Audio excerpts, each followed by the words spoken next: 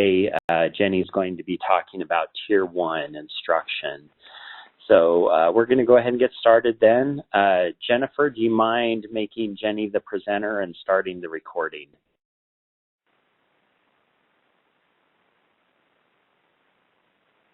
Hello? No, I know the recording has already started because I just saw that happen. Okay, perfect. All right, you're good to go.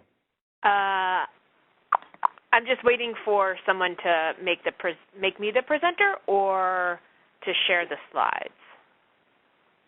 Oh, I'm now the presenter.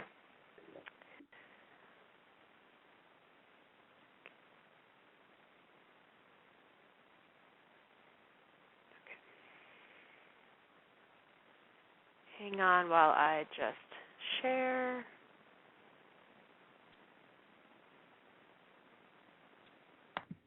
Oh, boy.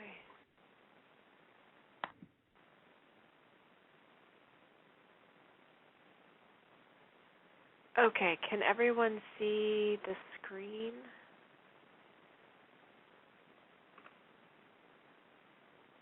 Or can anybody see the screen? Yep, I can see it. It looks perfect. Okay, great. Okay, thank you for that. So as Bart said, today we're going to be going over Tier 1 in terms of tiered interventions and tiered instruction. And so just to get some foundational aspects, particularly for me, and in terms of really being clear about what we're talking about today. So oftentimes what's on the screen, this notion of levels, tiers, and interventions can sometimes be interchanged and used interchangeably. And so I always think it's important to just be clear about common language and common language and making sure that the foundation is in place. So as we're talking about tiered interventions, we generally, and how we've talked about things in our conversations with everyone up to this point, has really been focused on the tiers and the interventions and not as much on the levels. And so from many organizations' perspective, there is a minimum of 3 different tiers when you're thinking about creating your multi-tiered system of support. Some people will use levels, and when they use levels, they mean broader kind of system level, but it's really, I often find levels very confusing, and most people are going to be kind of thinking about it from a tier perspective. However, just if you see level somewhere, you can substitute level for tiers. Now, this slide then talks about, you'll see that interventions, and the word interventions is in italics. And within each tier of support, Tier 1, 2, and 3, there are interventions that are provided. And that's important to think about, particularly as we focus on Tier 1. And I'll get to that in just a little bit. This next slide comes from this notion of, again, getting common understanding and common language, that certain places will talk about research-based curricula, and they might be using it in a way that somebody else talks about evidence-based interventions and supports. And so I included this here because these are definitions that are taken from the U.S. Department of Education's What Works Clearinghouse website and how they are defining research-based curricula and evidence-based interventions. Those are up there. But really the caveat that I like to tell people is just to be clear about what each of these mean. And these will come up a little bit more when we talk about the different tiered and different tiers of instruction. And so you'll see some specific language as we talk about Tier 1. And then as a caveat, we're going to be talking about Tier 1 today, and then I have created slides that we won't go into this time, but maybe in a previous time for Tier 2 and Tier 3, so that ultimately towards the end of this series, the webinar series, you'll have information for all 3 tiers. So again, particularly as we're thinking about implementing multi-tiered systems of support in secondary schools, all of this comes anchored and will be anchored around your focus area and aligned to your focus area. So again, being really explicit about what your focus area, and that really plays in when you're starting to talk about the various interventions, supports, and how to really organize your tiered supports. And then I've talked about this before, but just as a refresher, in our secondary schools where we were doing a lot of this work, staff in the schools and teams in the schools really understand and are easy, or it seems to be easier to understand the notion and the importance of Tier 2 and Tier 3, and people often skip focusing on making sure that Tier 1 is really strong and jump into Tier 2 and Tier 3. And that's why we're starting on Tier 1 and really focusing on Tier 1. But also know that that's normal, and that's a normal thing for people as you're working with school teams, that they might think of immediately about how do we do our Tier 2 and how do we do our Tier 3. But really that power is in addressing and making sure that your Tier 1 is really strong. And one way of doing that I also talk about is making sure that there are clear entry and exit criteria for students. Otherwise, our interventions become parking lots. And going to the middle point, there's a publication that I was a co-author of that came out of the National High School Center, and it was a follow-up of looking at tiered interventions and tiered supports in Colorado high schools in one particular district in the state. And we had gone a couple years previously and then came back a few years later just to kind of see what progress had happened. And during one of our focus groups, one of their key staff person kind of said, you know, one of our big lessons learned was, like, we really have to come back to the Tier 1.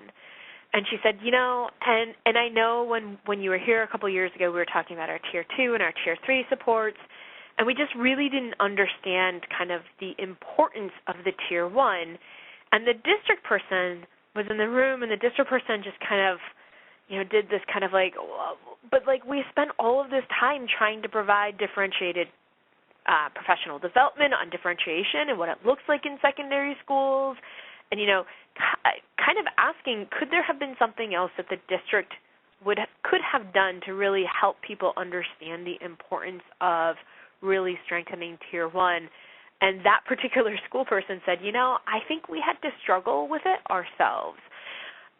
I'm not saying that in an endorsement or kind of wanting that to be replicated. I'm saying that mostly in the idea of, after doing this work for several years, this school realized that they needed to come back and really focus on their Tier 1.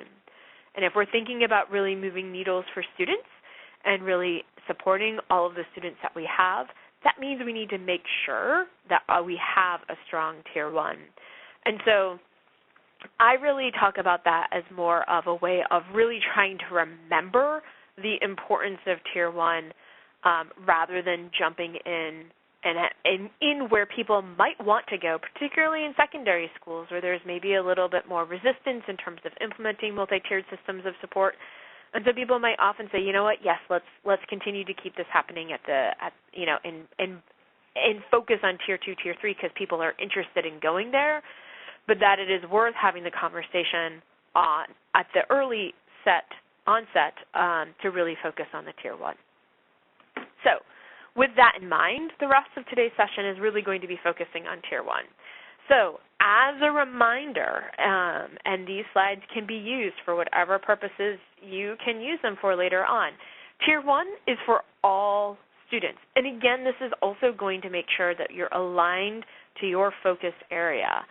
So in terms of the instruction and what can happen during Tier 1, if you're generally thinking about an outcome of interest that is anchored around an instructional goal, this means that your Tier 1 instruction might be your district curriculum or instructional practices that are research-based, that are aligned with various standards, obviously state, but also district, and that we make sure that the Tier 1 is incorporating differentiation and that is happening. The setting will always be in the general education environment. We want to be clear about this. This happens for all of our students, so it happens in our general education environment. There are assessments that are used as we think about our Tier 1 instruction, because it's really hard to think about and to discuss Tier 1 and how to make Tier 1 strong without making connections to various assessments. The first one is our screener. how do we know if students are at risk for whatever our outcome measure or our goal is? That's how we identify them. We have to make sure that we have continuous progress monitoring. What does that look like? Who's going to do it? When does that happen? Are there outcome measures that we're gaming or that we're kind of gearing towards or moving towards? Or are there summative assessments? And that's what we're trying to predict along the way. But these assessments need to be in line with what it is our focus area is. So for instance, if our focus area is going to be on attendance and increasing attendance, but we're saying that one of our assessments is going to be the state summative assessment, one of my questions is, how does that state summative assessment demonstrate that attendance has increased? You can maybe get there by doing a lot of kind of conversations to get you there, but it is not necessarily a direct link the way that we're trying to make sure that all of these assessments are anchored and aligned to the focus area. And I know I continue to say that every month that we talk, but this notion of really being aligned to what your focus area is critical, and it also helps us from becoming really overwhelming as you're working with people and working with teams to set this up. So a little more information. We've talked about all students. This also means that you are going to be serving your students with disabilities. If there are learning differences, if there are English language learners as well, all means all in this scenario, so all students are getting this.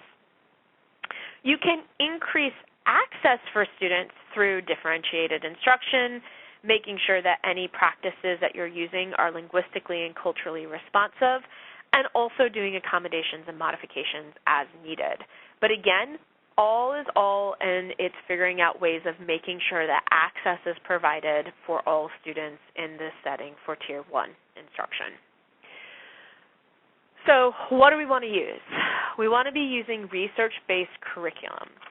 And if you think back to the slide that I had earlier about the different evidence standards, for research-based curricula, that means that it is that the components have been researched and have been found generally to be effective, but that the curriculum holistically has not been rigorously evaluated. So we've got a little bit of, not flexibility, but it doesn't mean that the entire aspect has to have a rigorous evaluation, but there are components that have been researched and found to be effective. When we think about our Tier 1 instruction as well, we have to make sure that we know what implementation fidelity looks like, so that there are procedures in place that monitor the fidelity of the implementation, so that all of this evidence, you can step back and say, yes, this Tier 1 curriculum, core curriculum, it was delivered with fidelity. You want to figure out what mechanisms you're going to go about using. Oftentimes different curricula come with that, but you want to be clear about how you're going to make sure that you know that fidelity is being met. Depending on what your alignment is, what your focus area is, you have to make sure that there's this articulation of teaching and learning, not just within and across grades, which is up here, but also I would say across subject areas. And this also becomes interesting if you kind of think about different focus areas that might be used and focused or kind of done in secondary schools, which is different from elementary schools. So in an elementary schools, there's this aspect of really the articulation and making sure that those expectations of third grade are understood by second grade teachers, and so there's that vertical alignment. In secondary schools, we have some of that in our middle schools, but when you start to get into some of the high schools, there's less of that articulation in terms of grade. It can be across content areas and sequencing of, say, science standards and science subjects, but we want to make sure that that students have highly similar experiences regardless of their assigned teacher. So this does particularly apply in some middle or larger high schools where there are multiple teachers teaching the same content areas. So that's another aspect to make sure that it's clearly kind of defined and that articulation has happened of what Tier 1 looks like. That differentiated instruction occurs using student assessment data to make sure that students to make sure, that teachers are aware of student needs and that goes on an ongoing basis.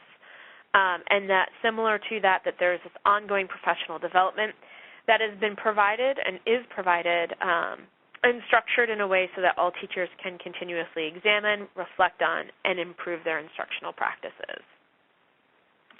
So as we think about a core curriculum, Tier 1 in RTI, what does that look like? Well, we all have our content area standards that we have to use, and oftentimes in middle schools as well, we're going to have grade level standards. So we need to make sure that we're using our standards. Those are often mandated definitely by a state, but they can also often be mandated by districts as well. A core curriculum is often instituted by local school boards, departments of education, or other administrative agencies that are charged with overseeing education. And it may or may not include instructional materials. So the difference often that I think about and kind of how people talk about Tier 1 is they often will say, well, we're using, and I've been doing a lot of elementary stuff today, so my head is in elementary space. But so like they might say that we're using this particular publisher's textbook, and that is their core curriculum, and that is their Tier 1 support. Well, it is kind of what they're using for the materials, but that does not mean that it of itself and that kind of textbook or additional materials that come with the textbook is all that's being able to be provided for Tier 1.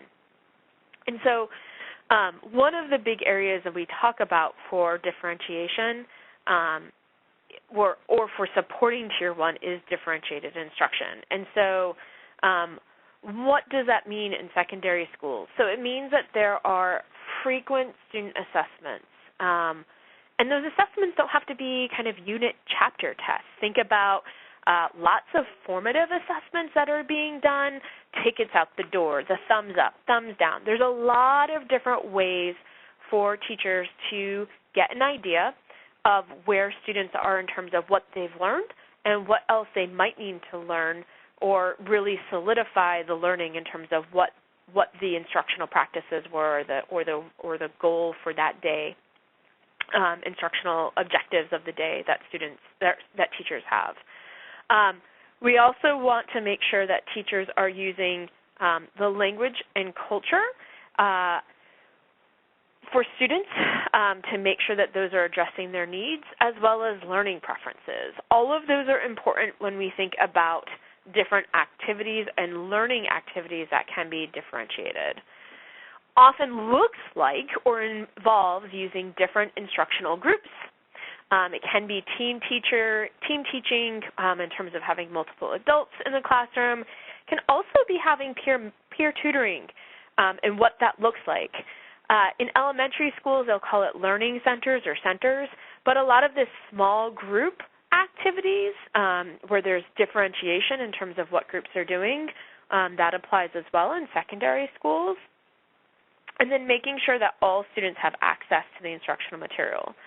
So what differentiated learning is not is providing interventions to students with low achievement or learning disabilities. So it's not the same thing. It's not providing more intensive interventions. Differentiation means that we are differentiating it to our students' needs and making the content accessible to them. So one of the things that I have today that I created, the modification from the National Center on Responsive Intervention, they created an implementation rubric where it talks about differentiated instruction for Tier 1. And there are two kind of criteria to be at the high level of differentiation for Tier 1. And those aspects are these two bullets that are right here, so that most teachers in the school can differentiate instruction for students on, below, or above grade level. So that our differentiation means that we're helping to push students that are above grade level, that we're supporting students who are on grade level, and that we're also supporting students who are below grade level to bring those students to grade level and really make sure that we're supporting those students along the way. And the second item is that staff can explain how most teachers in the school use data to identify and address the needs of students. And this we included when we were creating this rubric because having staff be able to explain how teachers are using data to address the needs of students really helps give a sense really quickly about the kind of understanding of differentiation and the use of differentiation in the school. And so I wanted to include these here because I think that these are important aspects to pay attention to as you think about differentiation. And towards the end of the slides today, after we're done going through all the slides, I'm going to switch over to a kind of template that can help you as you're thinking about implementing multi-tiered systems of support in secondary schools. So this next slide we've already covered, but again, it can be helpful in terms of thinking about the setting. We've talked about it. The various grouping strategies can be whole class, and then it can also be these cooperative learning groups as well. So assessments that are used. Universal screening. How do we know which students are potentially at risk of not meeting the outcome of interest? We've talked a lot about universal screening and using early warning indicators as screeners. There's a lot of different screeners out there, and what you use as your screener needs to be aligned to what your outcome of interest is. And that's where this all starts to kind of make sense of am I using the screener that's going to get me to my outcome of interest that is aligned to my focus area? And then how do I make sure that I am monitoring students along the way that's also aligned to my focus area?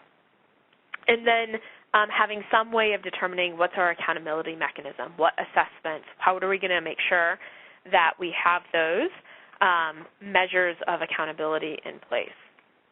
The next few slides were taken from, I think, the very first webinar, the long webinar that we did back in November, where we talked about some examples of interventions, with them being to 3 different focus areas. So this first one is to attendance, because you'll see that on the header of the slide. So this school, it's a secondary school, and so they wanted to then figure out how they would have tiered supports and interventions in place for all 3 tiers that were aligned to attendance. So what does this look like in the universal? So they decided that every absence was going to have some sort of response from the school. And they had to figure out what that was based off of their resources available to them. There's a lot of now automated phone calls, text messaging systems, things like that now exist that can make this be a little bit easier in terms of making sure that there is a response. They also wanted to make sure that everyone understood that attending school was really, really important. And it wasn't just attending school on the kind of school count days. It wasn't just attending school on big assessment days. It was this idea that every day matters, and really communicating that out to the students and parents in the school, making sure that there were positive incentives for good attendance. And that's important, and we know that secondary students vote with their feet. So if the secondary students don't find these incentives to be rewarding or positive, they're less inclined to participate. And there was data tracking, and sometimes these were done by teacher teams, but often they were also done by students themselves. So that's thinking about universal supports for attendance. And the next one is on behavior. So in a lot of these schools, there are going to be a lot of similar things that you're going to be seeing from what we talked about with attendance as well. So the first thing that they wanted to do was to figure out how they had students involved in determining the expectations for what good behavior was, and then they involved students in creating the teaching and then made sure that students and teachers were modeling those expectations for good behavior. Similar to attendance, having those positive incentives and recognition for good behavior. A different school created an advisory period where they ended up really talking about behavior and really kind of using their advisory block and period as a way of talking about the importance of behavior and positive behavior. And then again, they had data that was done and tracked by teacher teams, and I've often seen mostly behavior is done by teacher teams. We see less of the behavior being done in terms of tracking and tracking responsibility by students, but we do know that behavior is almost always tracked by teachers and teacher teams and looked at. So then course performance is the third aspect. So in a kind of Tier 1 setting for all of our students, they wanted to make sure that the instructional programs that they had were research-based and making sure that those were aligned. When we're talking about kind of course performance in secondary schools, what this often ends up looking like in terms of having some sort of focus, a very common one that I am aware of is kind of this notion of maybe increasing math scores across the school, or increasing literacy in all content areas. That's one that's really quite commonly used as well. So making sure that whatever the focus is, that there are research-based instructional programs that align to that focus area, that there's in-classroom support that provides and enables active learning and engaging pedagogies. So again, using that aspects of kind of active learning, using differentiation to make sure that students are engaged, lots of different formative checks of how students are doing and if they've learned the lesson and the standards that were the goals of the day. And then for course performance, this is actually where I see the majority of the data tracking done by not only teachers, but also students, and really getting students involved in the data tracking as well.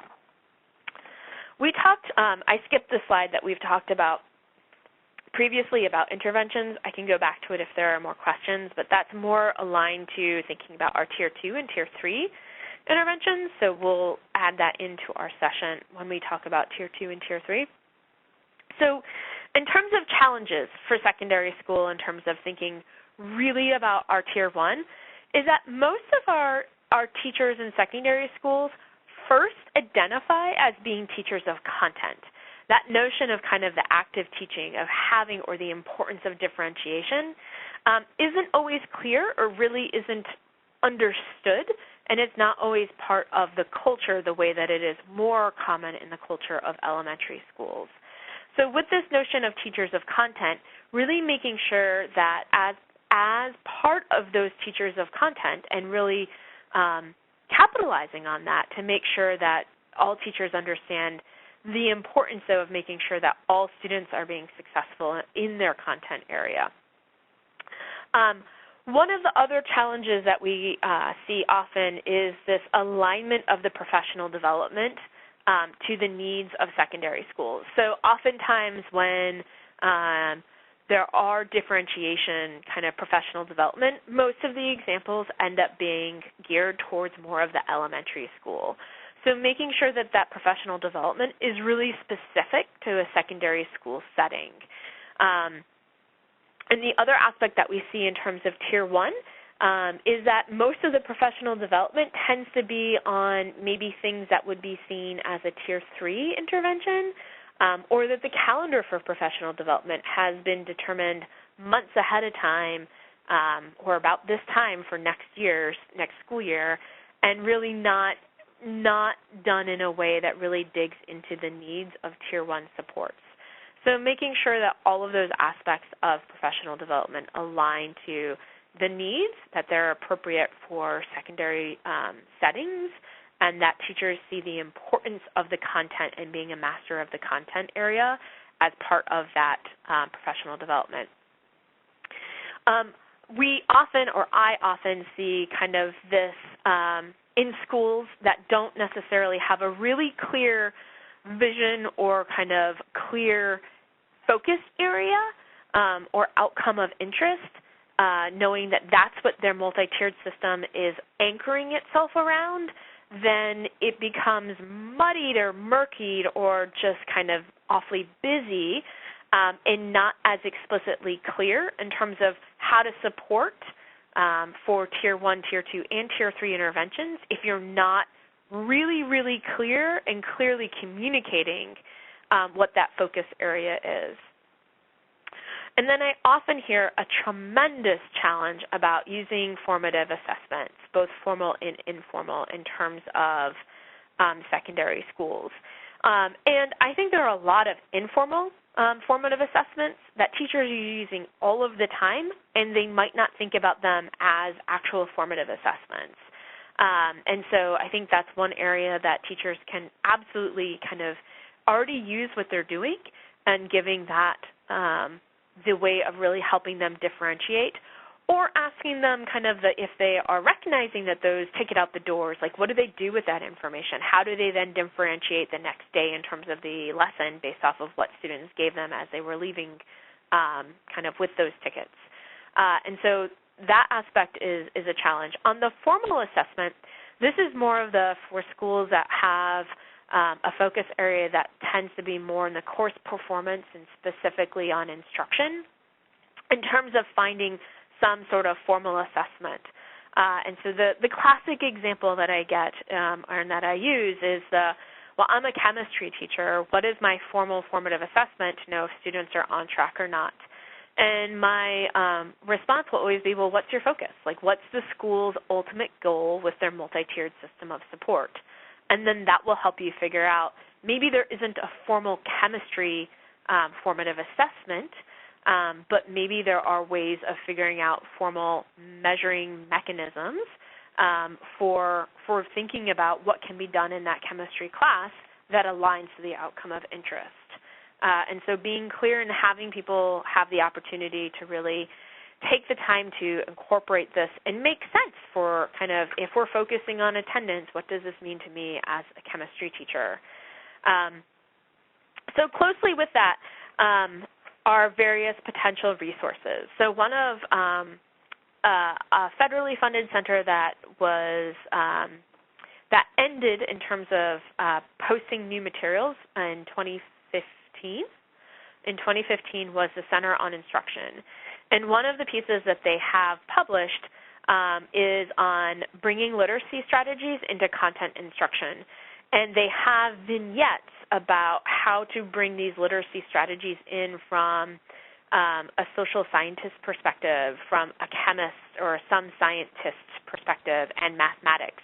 And those vignettes are clearly written by content area experts, not by literacy coaches, and applying it to a specific content area. And so those vignettes and that actual kind of guide itself, and I've given you the URL to the link to the guide, has a lot of great resources and includes a chapter on the implications for professional development. So that's something for secondary school class instruction that I always highlight. They also have a lot of additional response intervention resources that may be useful. It's worth kind of just looking at them. They have a lot of the material that was done as a collaboration from the Center on Instruction, the National High School Center, and the National Center on Response to Intervention on multi-tiered systems of support. We were calling it response to intervention or response to instruction. They have all of that up on their website, and then they have some additional pieces as well for secondary schools. The Center on Innovations and Learning has a lot of content that focuses on personalized learning and effective practices for personalized learning. And this is another area where we're seeing some of the secondary schools really kind of bringing that personalized learning into an aspect of differentiation. And so they have a training module that I've given you the URL for here as well. So if you're using personalized learning and want to make sure that that is really effective as you're thinking about your Tier 1, that's a link as well. The IRIS Center, which is a center that's funded through the Office of Special Education Programs and Programming, has an online module on differentiated instruction, and they also have multiple other modules that are geared at response intervention in secondary schools. So they have a fair amount of references as well. And then what I would like to do is share this. I believe you can see this? maybe share my screen. I'm just going to share my screen. Okay, so you can see this as well. And so this is something that I have shared with Bart, and I think he'll be posting it on the website with the recordings and PowerPoint slides. And I wanted to leave this in a Word document format so that you can customize it to yourselves and what you need. And so what we've done is we've taken this idea of what are the key areas that we need to focus on when we're developing our module or model. And so it has a language of RTI. You can change that to multi-tiered system of support. So even starting from kind of the basic of how many different tiers are we talking about, and then how do we want them labeled.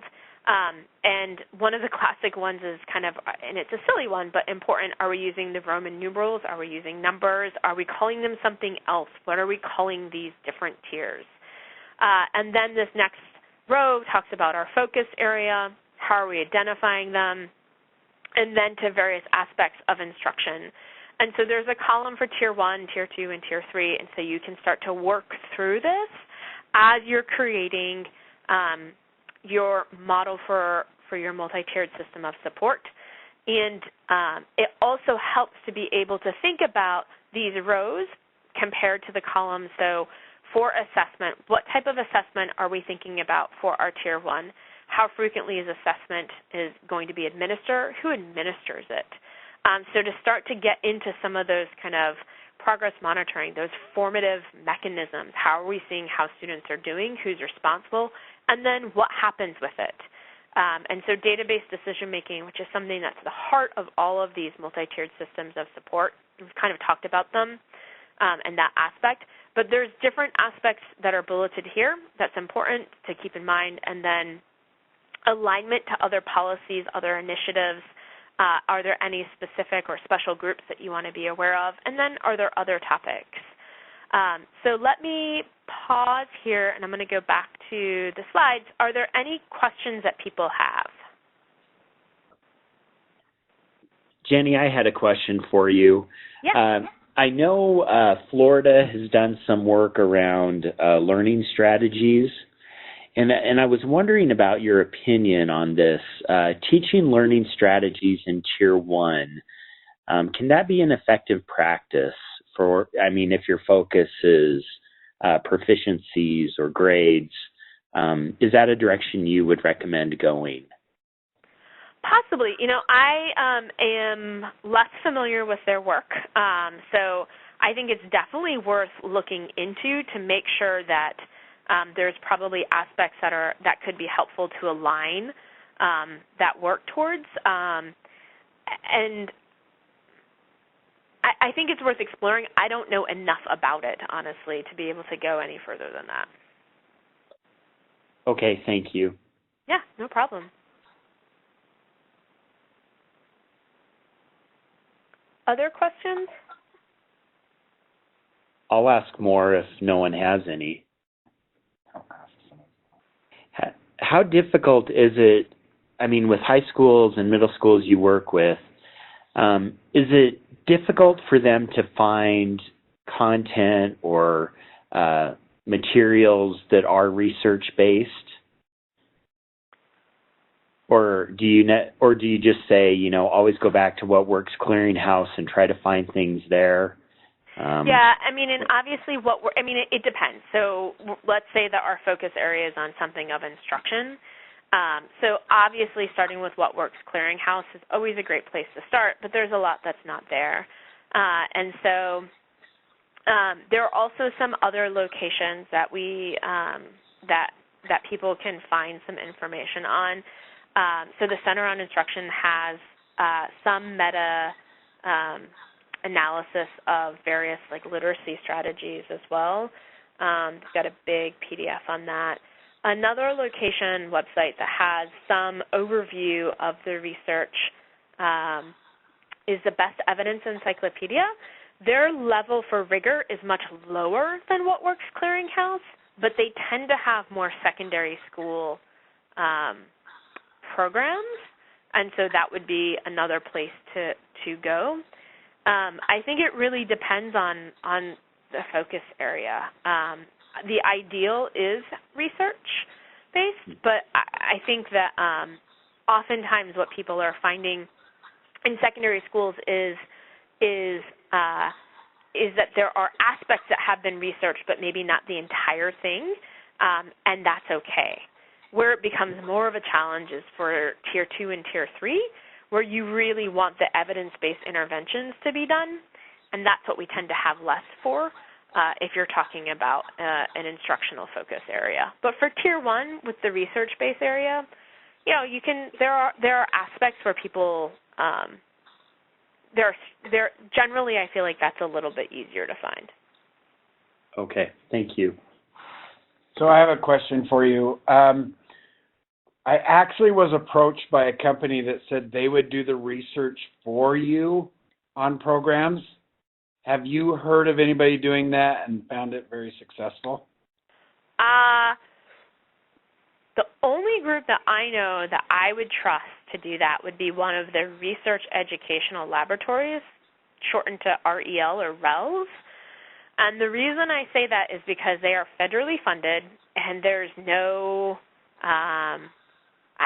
I guess, let me put this positively. I would be worried about an outside organization truly being unbiased and being able to get you that information in the research. So that would be my caution of the kind of, are they truly independent, or is there some sort of catch? Yeah, and I can't remember the name of the company. They claim to be independent, but they also have to get cooperation from publishers, which most publishers are not cooperating with them because they have no idea what they're going to say about them. They look at so they're asking for all the information behind the scenes as far as developing the program, and nobody's really being very straightforward with that.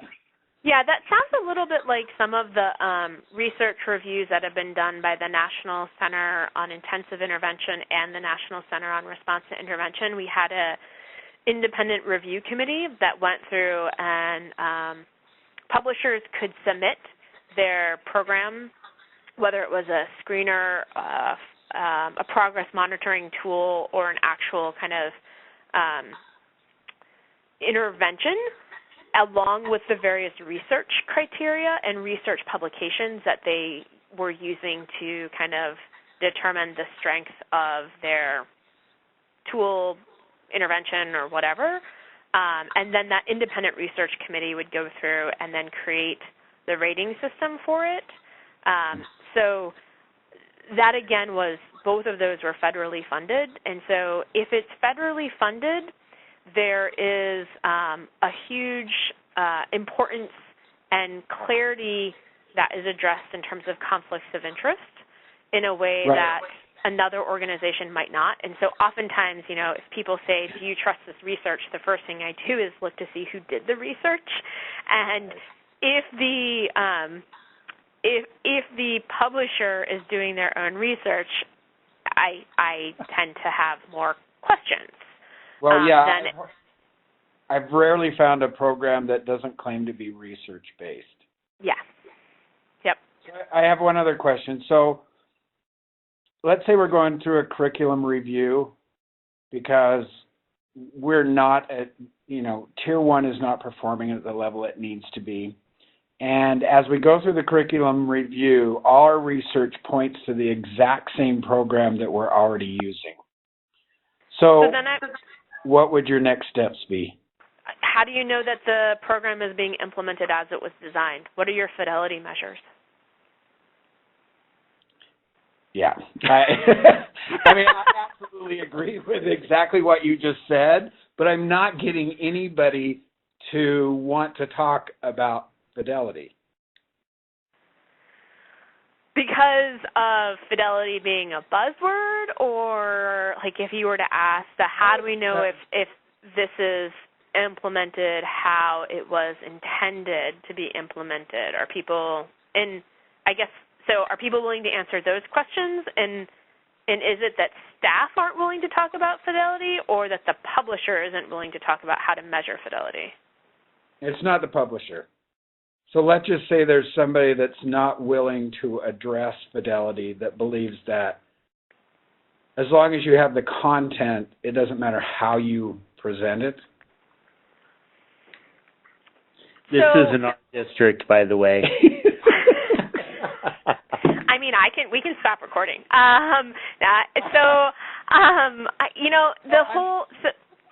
There are ways of getting at fidelity without really saying fidelity. Like, I often joke that in education, fidelity is a new F word, because people just have very visceral reactions to hearing about fidelity.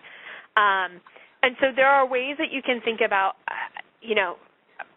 determining fidelity, and sometimes it often ends up being what are our fidelity checks, and kind of what do we need to make sure that happen every time, and kind of coming up with something as simplistic as a checklist. And I know a lot of times in secondary schools people resist that, and I talk about how there are checklists for surgeons before anyone picks up the scalpel to actually start the surgery. They have to go through a checklist.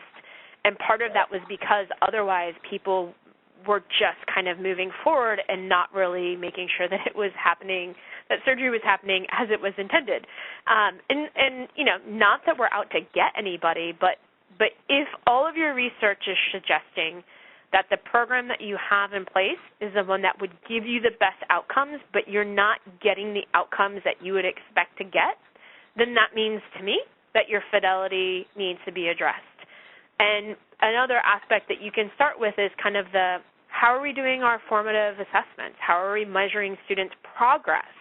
Are there certain areas as we look at our progress monitoring mechanisms?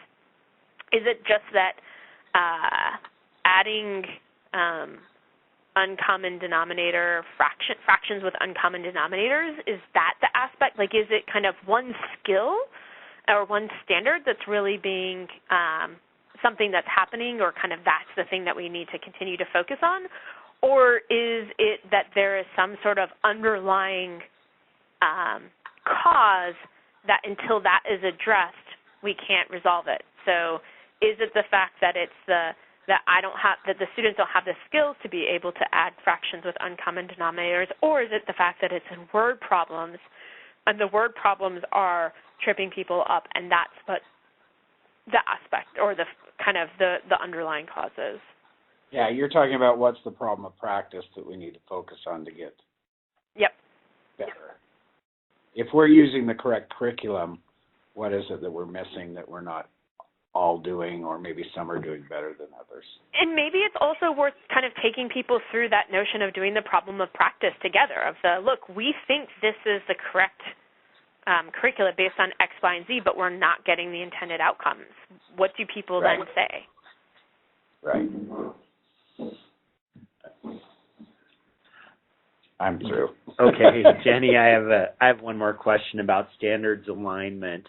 Do you find that schools really struggle with standards alignment? And if you do run across schools who do, what are your suggestions for them as far as a process to go through to make sure they're better aligned? I have historically run across many schools where standards alignment has been a challenge.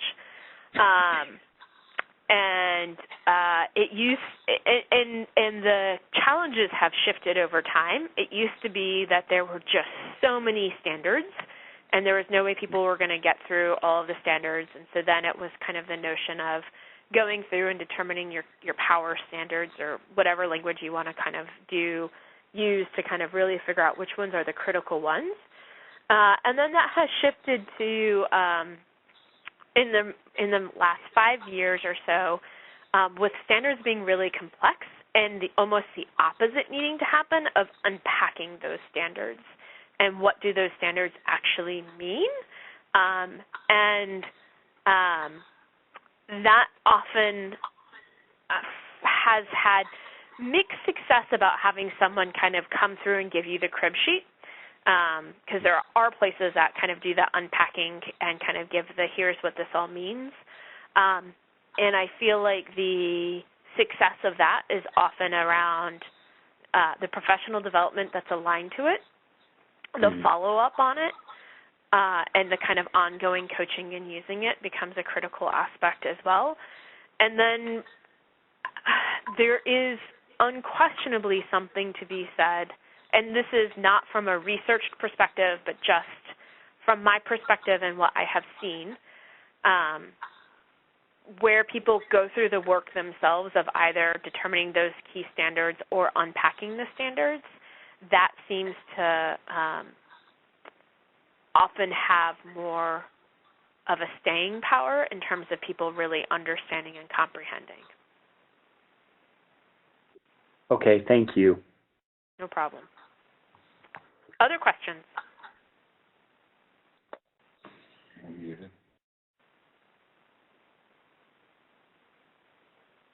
I think that's all of them, Jenny.